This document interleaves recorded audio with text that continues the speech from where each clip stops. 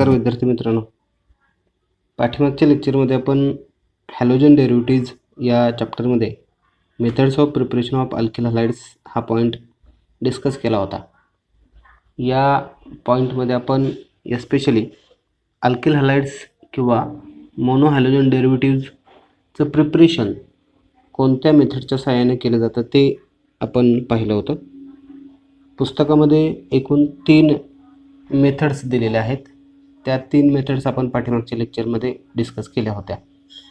त्यातली जी पहिली मेथड होती त्या पहिल्या मेथडमध्ये आपण अल्कोहोलपासून अल्किल हलाइडचं प्रिपरेशन जे आहे ते कशा प्रकारे केलं जातं ते पाहिलं होतं. मग याच्यामध्ये पुन्हा 2 सब मेथड्स आहेत. पहिल्या मेथडमध्ये आपण या अल्कोहोलना हायड्रोजन हलाइड जे आहेत HX या हायड्रोजन हलाइड बरोबर कंबाईन केलं होतं आणि त्याच्यापासून करस्पॉन्डिंग अल्किल हलाइड्स तयार केले होते. परत ह्या HX मध्ये 3 प्रकारच्या HX किंवा हायड्रोजन हलाइड्स असणारे आपल्याला पाहायला मिळाले. मग ते तिन्ही हायड्रोजन हलाइड वापरून आपण अल्किल हलाइडचं प्रिपरेशन जे आहे ते प्रिपरेशन पाहिलं होतं. त्याच्यामध्ये हे 3 अल्किल हलाइड कोणते, त्यातला पहिला अल्किल हलाइड आपण पाहिला होता. पहिला हायड्रोजन हलाइड आपण घेतला होता तो म्हणजे HCl. या HCl ला अल्कोहोल बरोबर कंबाईन करून आपण अल्किल क्लोराइड हे अल्किल हलाइड आपण तयार केलं होतं. त्याच्यानंतर दुसऱ्या सब मेथडमध्ये आपण दुसरं हायड्रोजन हलाइड वापरलं होतं की जे HBr आहे. या HBr ला जर समजा तुम्ही अल्कोहोल बरोबर कंबाईन केलं तर याच्यापासून आपल्याला अल्किल ब्रोमाइड मिळतं. आणि तिसऱ्या हायड्रोजन हलाइडला म्हणजे HI ला आपण जर या अल्कोहोल बरोबर कंबाईन केलं तर याच्यापासून अल्किल आयोडाइड हे अल्किल हलाइड आपल्याला मिळतं. तर ह्या पहिल्या मेथडमध्ये आपण हायड्रोजन हलाइडमध्ये अल्कोहोलला कंबाईन करून त्याच्यापासून करस्पॉन्डिंग अल्किल हलाइड्स या 3 वेगवेगळ्या हायड्रोजन हलाइड बरोबर कंबाईन करून कशा प्रकारे अल्किल हलाइड्स तयार केले ते आपण पाहिलं होतं. त्याच्यानंतर आणखीन एक दुसरा प्रकार आहे की ज्या दुसऱ्या प्रकारामध्ये आपण पुन्हा एकदा याच अल्कोहोलला आणखीन एका हलाइड बरोबर कंबाईन करतो आणि त्याच्यापासून अल्किल हलाइड तयार करतो. मग ते हलाइड कोणतं, तर ते होतं फॉस्फरस हलाइड.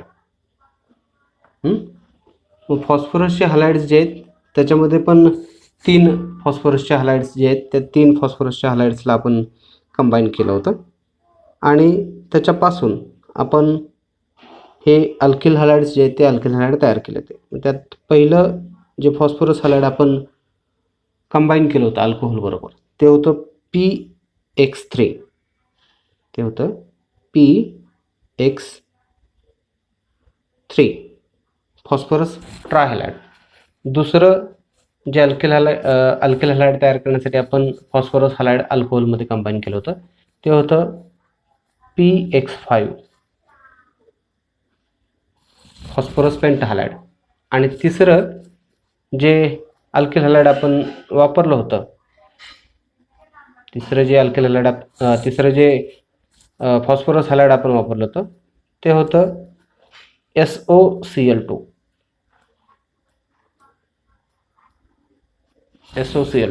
तर हे हलाइड्स म्हणजे हायड्रोजन हलाइड आणि फॉस्फरस हलाइड्स यांच्याबरोबर कॉम्बिनेशन करून पहिल्या मेथडमध्ये आपण अल्किल हलाइडचं प्रिपरेशन कशा प्रकारे केलं होतं ते पाठीमागच्या लेक्चरमध्ये इन डिटेल पाहिलं होतं. ही झाली पहिली मेथड याच्यामध्ये आपण अल्किल हलाइड अल्कोहोल बरोबर किंवा अल्कोहोलला स्टार्टिंग मटेरियल वापरून तयार करत होतो. आता त्याच्यानंतर दुसरी मेथड तुमच्या पुस्तकामध्ये आपण जी दिली होती ती घेतली होती. त्याच्यामध्ये आपण अल्किन्स जे आहेत अनसॅच्युरेटेड अल्किन्स या अनसॅच्युरेटेड अल्किन्समध्ये किंवा अनसॅच्युरेटेड अल्किन्समध्ये हायड्रोजन हलाइडची ॲडिशन करत होतो आपण हायड्रोजन हलाइडची. आणि ह्या हायड्रोजन हलाइडची ॲडिशन करून त्याच्यामध्ये हायड्रोजन हलाइडची आपण ॲडिशन करत होतो आणि त्याच्यापासून करस्पॉन्डिंग हे अल्किल हलाइड जे आहेत ते अल्किल हलाइड्स आपण तयार करत होतो. ही झाली दुसरी मेथड. ते आपण पाठीमागच्या लेक्चरमध्ये पाहिले होते की ज्या दुसऱ्या मेथडमध्ये आपण अनसॅच्युरेटेड अल्किन्समध्ये ॲडिशन करून किंवा हायड्रोजन हलाईडची ॲडिशन करून त्याच्यापासून हे अल्किल हलाईड जे आहेत ते अल्किल हलाईड आपण काय करत होतो, तयार करत होतो. त्याच्यानंतर तिसरी मेथड जी आहे ती तिसरी मेथड आपण या अल्किल हलाईडच्या प्रिपरेशनची पाहिली होती, ज्याच्यामध्ये आपण अल्किल हलाईडपासूनच अल्किल हलाईड जे आहे ते तयार करत होतो. ठीक आहे, अल्किल हलाईडपासूनच अल्किल हलाईड याच्यामध्ये आपण तयार करत होतो. मग त्याच्यामध्ये जनरली आपण काय करत होतो, तर एक अल्किल हलाईड, त्या अल्किल हलाईडमधला जो हॅलोजन ॲटम आहे हा हॅलोजन ॲटम दुसऱ्या हॅलोजन ॲटमनं आपण काय करत होतो, रिप्लेस करत होतो. ठीक आहे, मग याला रिप्लेसमेंट रिॲक्शन किंवा डिस्प्लेसमेंट रिॲक्शन असं सुद्धा म्हटलं जातं.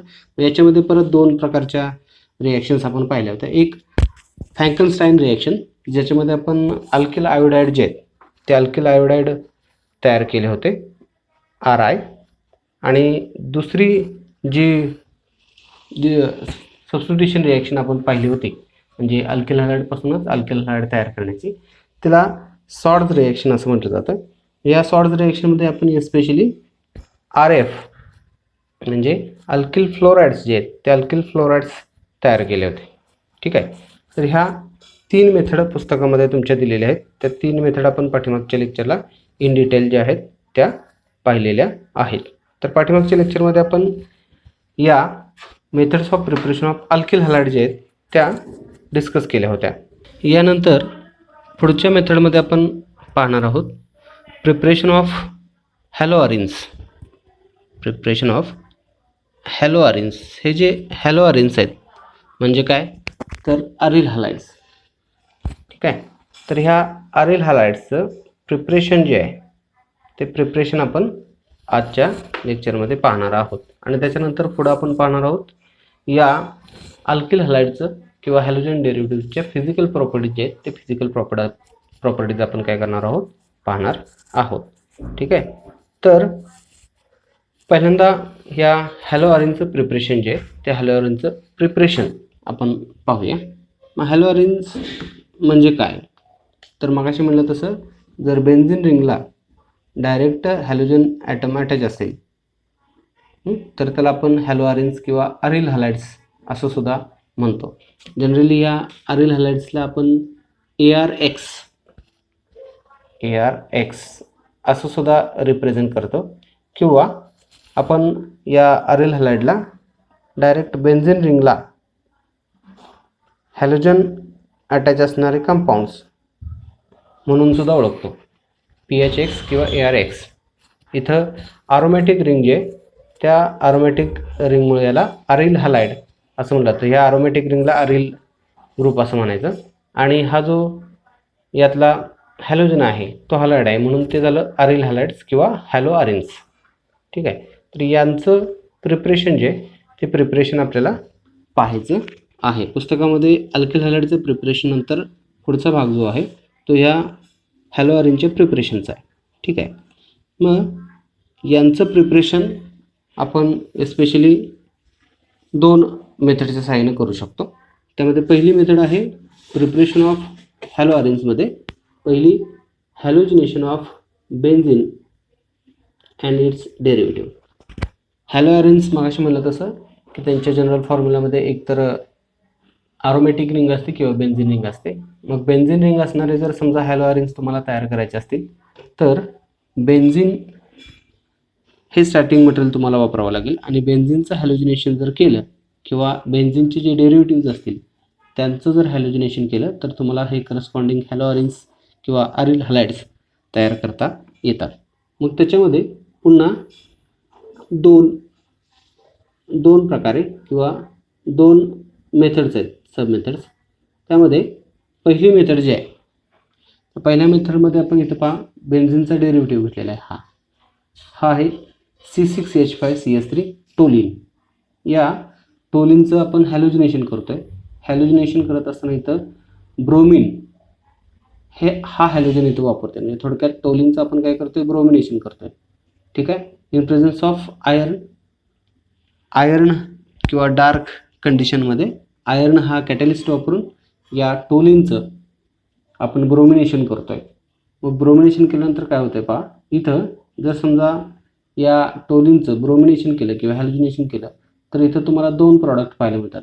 एक तर पहिला या टोलिनच्या आर्थो पोझिशनचा म्हणजे इथला जवळच्या आर्थो पोझिशनचा हायड्रोजन जाईल आणि त्याच्याऐवजी एक ब्रोमिन इथं त्याची जागा घेईल आणि तिथं हॅलोजिनेशन झालेलं आपल्याला पाहायला मिळेल. असा हा आर्थो पोझिशनला ब्रोमिन असणारं हे डेरिव्हेटिव्ह मिळतंय, त्याला आपण म्हणतोय आर्थोब्रोमोटोलिन.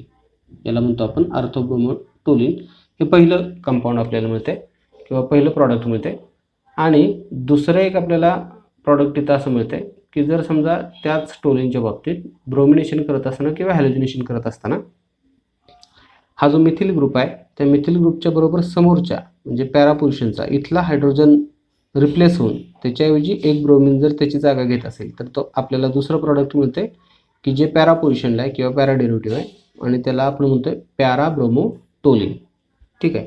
तर असं इथं तुम्हाला या हॅलोजिनेशन करत असताना टोलिनचं हॅलोजिनेशन करत असताना किंवा टोलिनचं ब्रोमिनेशन करत असताना 2 प्रॉडक्ट किंवा 2 प्रॉडक्ट आपल्याला पाहायला मिळतात. एक आर्थो डेरिव्हेटिव्ह म्हणजे आर्थो पोझिशनचा हायड्रोजन जाऊन तिथं हॅलोजिनेशन होतं आणि दुसरा पॅरा डेरिव्हेटिव्ह म्हणजे पॅरा पोझिशनचा हायड्रोजन जाऊन तिथं हॅलोजिनेशन झालेलं आपल्याला पाहायला मिळते. प्लस ट्वाईस HBr हे 2 जे हायड्रोजन आहेत म्हणजे निम्म्या टोलिनच्या इथला हायड्रोजन आणि निम्म्या टोलिनच्या इथला हायड्रोजन जे बाहेर पडलेले ते राहिलेल्या दुसऱ्या ब्रोमिन बरोबर कंबाईन होतात आणि त्याच्यापासून असे 2 HBr हे बाय प्रॉडक्ट मिळतात.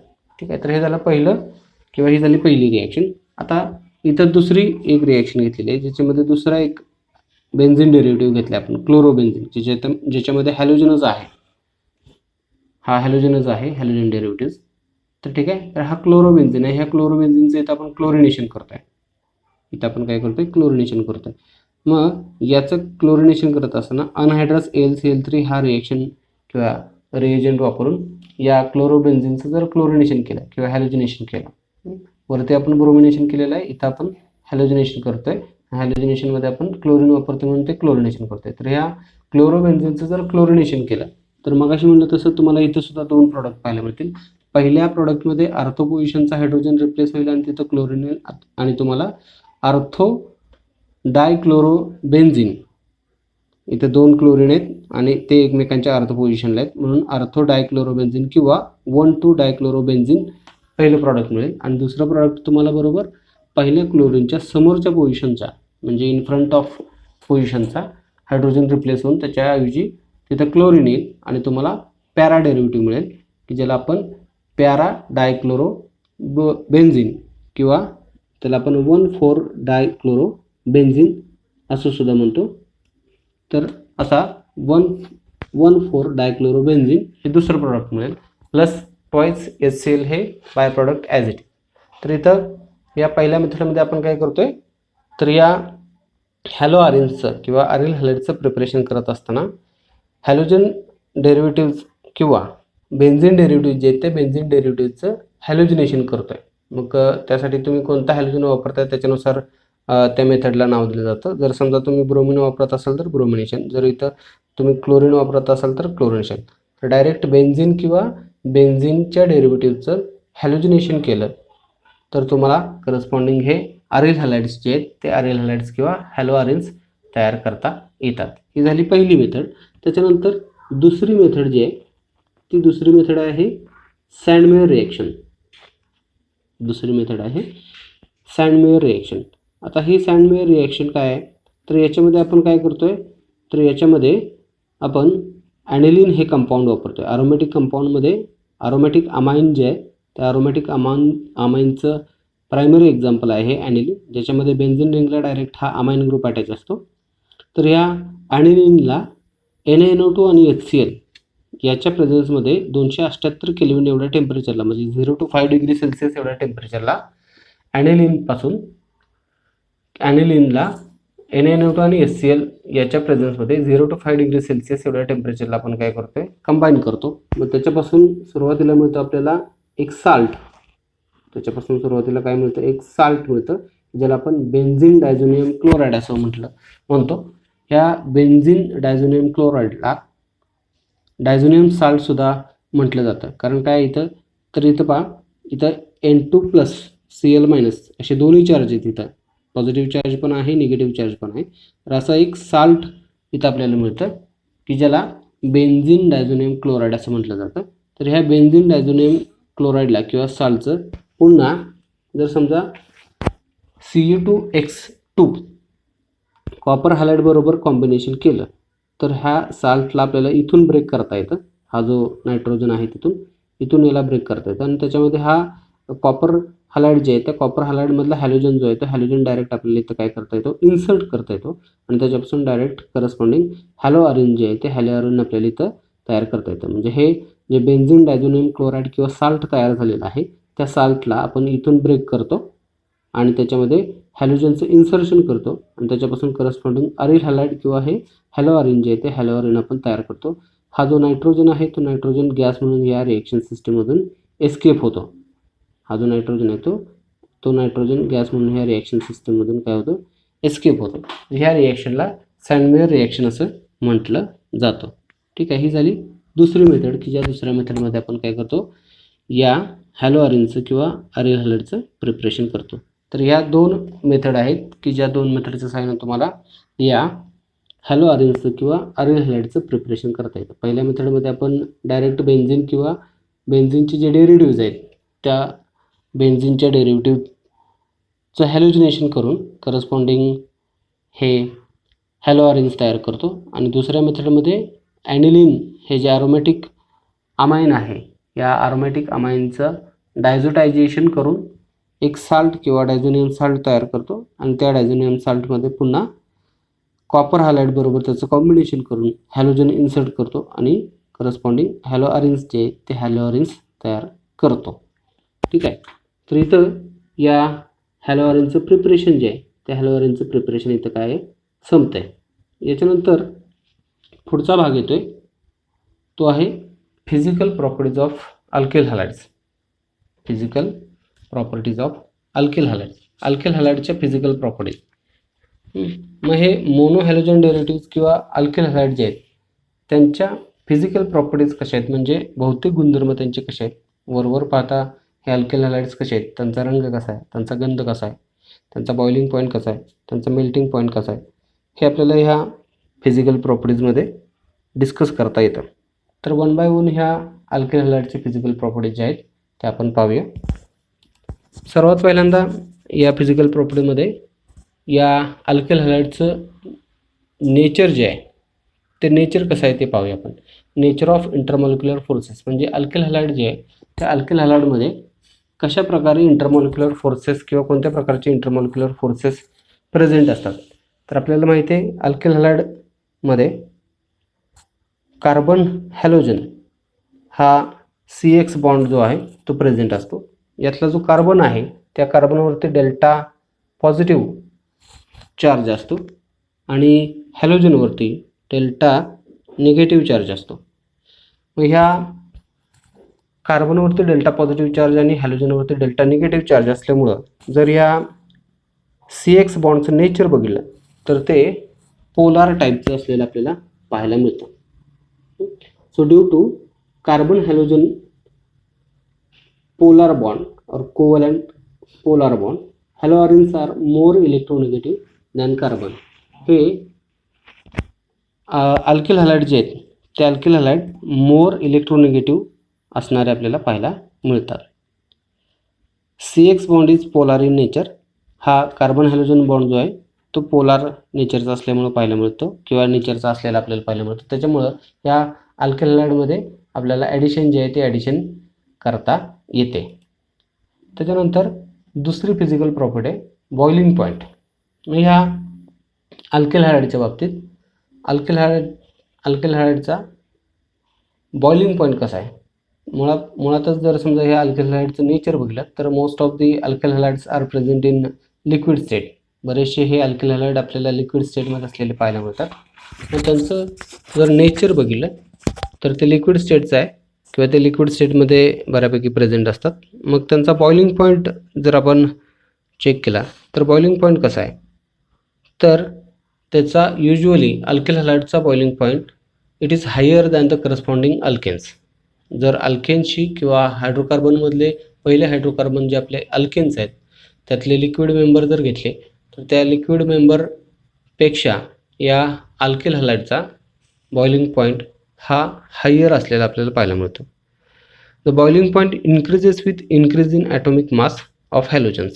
मग ह्या अल्किल हॅलाइडमध्ये एस्पेशली बॉइलिंग पॉईंट जर त्यांच्यामध्ये जर कंपॅरिझन केली तर जसं जसं त्या अल्किल हॅलाइडमध्ये हॅलोजन जे आहे त्या हॅलोजनचं ॲटॉमिक मास वाढत जाईल, म्हणजे फ्लोरीन, क्लोरीन, ब्रोमीन, आयोडीन असं जसं जसं तुम्ही त्या अल्किल हॅलाइडमधला हॅलोजन ॲटम त्याच्यामधला जर तुम्ही चेंज करत गेलात फ्लोरीनपासून ते शेवटी आयोडीनपर्यंत, तर त्या हॅलोजनचं ॲटॉमिक मास जे ते ॲटॉमिक मास इन्क्रीज झालेलं पाहायला मिळतं. मग अशा वेळी त्या करस्पॉन्डिंग अल्किल हॅलाइडचा बॉइलिंग पॉईंटसुद्धा इन्क्रीज झालेला पाहायला मिळतो. म्हणजे काय थोडक्यात तर अल्किल फ्लोराईडपेक्षा अल्किल क्लोराईडचा बॉइलिंग पॉईंट जास्त असलेला पाहायला मिळेल.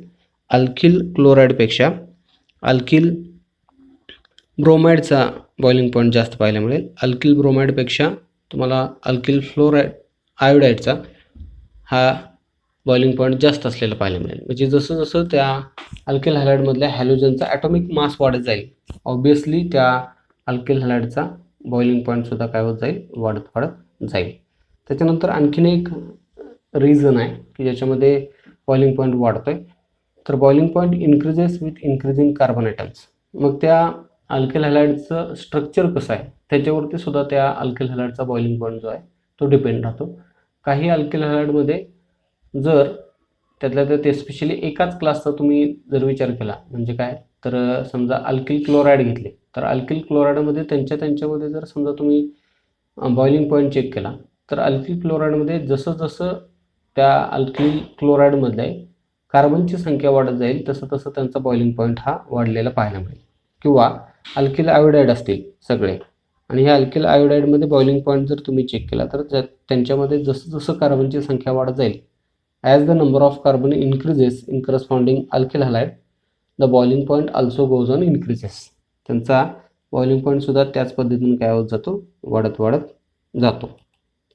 त्याच्यानंतर boiling point decreases with increase in branching. आता समजा बॉइलिंग पॉईंटचाच विचार केला तर काही अल्किल हॅलाइडच्या बाबतीत त्यांच्या स्ट्रक्चरवरती सुद्धा त्यांचा बॉइलिंग पॉईंट डिपेंड राहतो. फॉर एक्झाम्पल एकाच क्लासमधले समजा अल्किल हॅलाइड आहेत, मग अल्किल क्लोराईड असतील किंवा अल्किल आयोडाईड असतील किंवा अल्किल फ्लोराईड असतील, तर त्यांच्यामध्ये काही अल्किल हॅलाइड हे स्ट्रेट चेनवाले असतील आणि काही जर समजा ब्रँचिंगमध्ये असतील तर स्ट्रेट चेन असणाऱ्या अल्किल हॅलाइडचा बॉइलिंग पॉईंट जास्त असलेला पाहायला मिळेल. ब्रँचिंगवाल्या अल्किल हॅलाइडचा बॉइलिंग पॉईंट हा लेस असलेला पाहायला मिळेल. म्हणजेच जसं जसं त्या अल्किल हॅलाइडमध्ये ब्रँचिंग वाढत जाईल तसं तसं त्यांचा बॉइलिंग पॉईंट हा डिक्रीज झालेला पाहायला मिळेल किंवा डिक्रीज झालेला पाहायला मिळेल. Okay, so as the branching increases the boiling point get decreases. त्यांचं ब्रँचिंग जसं वाढत जाईल तसं त्यांचा बॉइलिंग पॉईंट जो आहे तो बॉइलिंग पॉईंट काय होत जातो, डिक्रीज होत जातो. आता हे झालं बॉइलिंग पॉईंटच्या बाबतीत. त्याच्यानंतर तिसरी जी फिजिकल प्रॉपर्टी ती आहे सोल्युबिलिटीची. तिसरी फिजिकल प्रॉपर्टी आहे सोल्युबिलिटी. आता सोल्युबिलिटी याचा अर्थ काय तर डिझॉल्विंग कॅपॅसिटी. मग ह्या अल्किल हॅलाइडला समजा तुम्ही डिझॉल्व करायचा प्रयत्न केला तर ते डिझॉल्व होतात का किंवा कोणामध्ये डिझॉल्व होतात, तर ह्या अल्किल हॅलाइडची सोल्युबिलिटी ही कशी आहे तर जरी या अल्किल हॅलाइडमधला CX bond carbon halogen bond हा पोलार टाईपचा असला किंवा जरी अल्किल हॅलाइड पोलार नेचरचे असले तरी ते पाण्यामध्ये विरघळत नाहीत. Although they are polar in nature they are insoluble in water. Especially हे अल्किल हॅलाइड जे आहेत ते पोलार नेचरचे जरी असले तरीसुद्धा ते वॉटरमध्ये इनसोल्युबल असतात. दे forms hydrogen bonding between them. आता याच्या पाठीमागचं रिझन काय तर अल्किल हॅलाइडमध्ये बऱ्यापैकी अल्किल हॅलाइडचे मॉलिक्युल्स जर एकमेकांच्या जवळ असले तर त्यांच्यामध्ये काय होतं टर्मिनल किंवा अल्किल ग्रुप जे आहेत त्या अल्किल ग्रुपमधले हायड्रोजन हे एकमेकात काय करतात, हायड्रोजन बॉन्डिंग तयार करतात. They are soluble in non polar solvents. मग जर हे अल्किल हॅलाइड वॉटरमध्ये इनसोल्युबल असले तरीसुद्धा ते काही नॉन पोलार सॉल्व्हंट म्हणजे बेन्झिन असेल किंवा क्लोरोफॉर्म असेल अशा नॉन पोलार ऑर्गॅनिक सॉल्व्हंटमध्ये ते काय सोल्युबल आहेत. They are soluble in non polar solvents like chloroform, benzene etcetera. Chloroform, benzene सारख्या नॉन पोलार सॉल्व्हंटमध्ये मात्र ते काय आहेत, सोल्युबल आहेत. ह्या झाल्या अल्किल हॅलाइडच्या फिजिकल प्रॉपर्टीज. आता जशा अल्किल हॅलाइडच्या फिजिकल प्रॉपर्टीज आपण डिस्कस केल्या, तशाच अरिल हॅलाइडच्या सुद्धा काय आहेत, फिजिकल प्रॉपर्टीज आहेत. म्हणजे हे अरिल हॅलाइड जे आहेत, अरोमॅटिक हॅलाइड किंवा हॅलो अरिल्स, त्यांच्या फिजिकल प्रॉपर्टीज काय आहेत किंवा त्यांच्या बरोबर पाहता भौतिक गुणधर्म त्यांचे कसे आहेत, तर ते सुद्धा आपण वन बाय वन डिस्कस करूया. They are also insoluble in water but soluble in organic solvents. आता हे अरिल हॅलाइड्स जे आहेत किंवा हॅलो अरिल्स, ते अल्किल हॅलाइड प्रमाणे वॉटरमध्ये इनसोल्युबल आहे. They are also insoluble in water but soluble in organic solvents. आणि अल्किल हॅलाइड प्रमाणेच ते ऑर्गॅनिक सॉल्व्हंट जे आहेत, म्हणजे बेन्झिन असेल, क्लोरोफॉर्म असेल, तर अशा नॉन पोलार ऑर्गॅनिक सॉल्व्हंटमध्ये ते काय आहेत, सोल्युबल आहेत, like the alkyl halides. If they are not modified by presence of any other functional group, they show similar properties like halides. मग ह्या अरिल हॅलाइडच्या बाबतीत जर समजा हे अरिल हॅलाइड तुम्ही मॉडिफाय केले नाही, म्हणजे त्यांचा फंक्शनल ग्रुप जर चेंज झाला नाही काही कारणास्तव, तर ते अल्किल हॅलाइड प्रमाणेच काय करतात, बाकीच्या फिजिकल प्रॉपर्टीज जे आहेत ते बाकीचे फिजिकल प्रॉपर्टीज दाखवतात. Isometric dihalogen benzenes have nearly same boiling point but different melting point.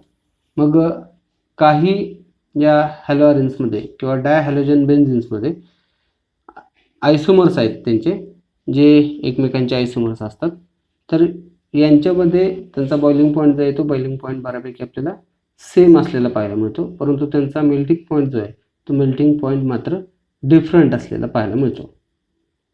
Melting point of para isomers are quite higher as compared to ortho meta derivatives. मग त्यांच्यामध्ये आयसोमर जर तुम्ही घेतले तर especially ortho derivative, Meta derivative आणि para derivative यांच्यामध्ये comparison जर केली मेल्टिंग पॉईंटची, तर एस्पेशली जे पॅरा आयसोमर्स आहेत किंवा पॅरा डेरिव्हेटिव्ह जे आहेत, त्या पॅरा डेरिव्हेटिव्हच्या बाबतीत त्यांचा मेल्टिंग पॉईंट हा हायर असलेला किंवा जास्त असलेला आपल्याला पाहायला मिळतो as compare to ortho derivative and meta derivative.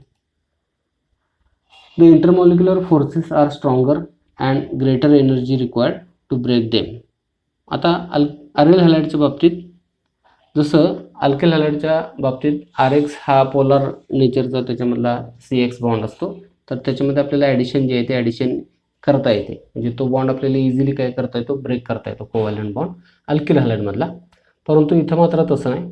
या अरिल हॅलाइडमधला बेन्झन रिंग आणि हॅलोजन यांच्यामधला जो बॉन्ड आहे, कार्बन हॅलोजन बॉन्ड, यांच्यामध्ये डिस्टन्स जे बॉन्ड लेंथ फार कमी असते आणि त्यांच्यामध्ये इंटरमॉलिक्युलर फोर्सेस ऑफ अट्रॅक्शन किंवा इंटरमॉलिक्युलर फोर्स ऑफ अट्रॅक्शन हा स्ट्रॉंग असतो.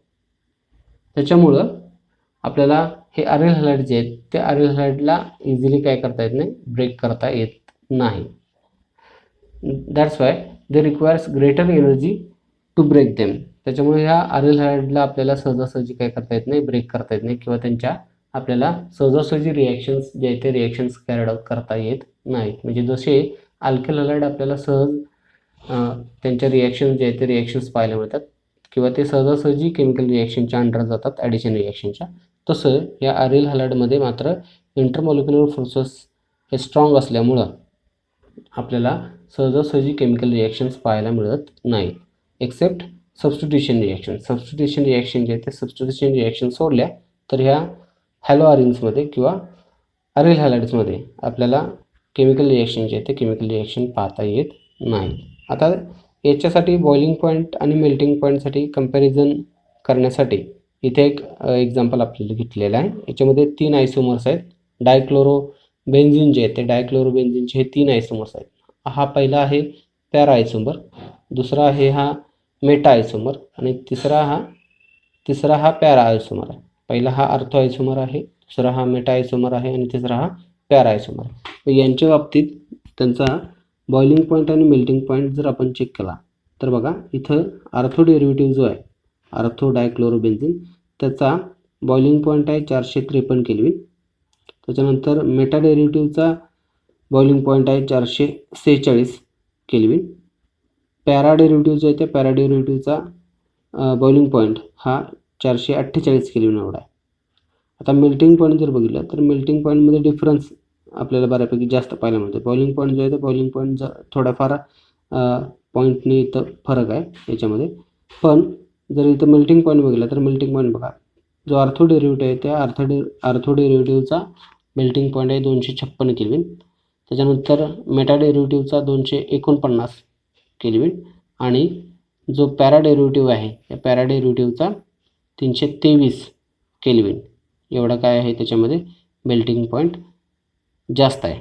म्हणजे इथं कंपॅरेटिव्हली हा आर्थो आणि मेटा डेरिव्हेटिव्ह याच्यापेक्षा मेल्टिंग पॉईंट आपल्याला ह्या काय आहे पॅरा डेरिव्हेटिव्हचा हायर असलेला पाहायला मिळतो. जसं आपण इथं ह्या चौथ्या पॉईंटमध्ये डिस्कस केले, melting point of para isomers are quite higher as compare to ortho meta derivative. इथं हा आर्थो डेरिव्हेटिव्ह आहे, हा मेटा डेरिव्हेटिव्ह आहे, यांच्या कंपॅरेटिव्हली या पॅरा डेरिव्हेटिव्हचा मेल्टिंग पॉईंट हा हायर असलेला पाहायला मिळतो. इथं बघा 256 249 याच्यापेक्षा हा कंपॅरेटिव्हली हायर आहे 323 केल्विन एवढा. ठीक आहे. तर अशा प्रकारे आपल्याला ह्या आरेल हॅलाइडच्या प्रॉपर्टीज किंवा फिजिकल प्रॉपर्टीज ज्या आहेत त्या सांगता येतील. म्हणजे आरेल हॅलाइड्स किंवा हॅलोजेन्स यांच्या फिजिकल प्रॉपर्टीज ह्या नियरली अबाउट सेम आहेत as much as the alkyl halide. Alkyl हॅलाइडसारखेच त्यांच्या बऱ्यापैकी फिजिकल प्रॉपर्टीज ज्या आहेत ते फिजिकल प्रॉपर्टीज आपल्याला पाहायला मिळतात.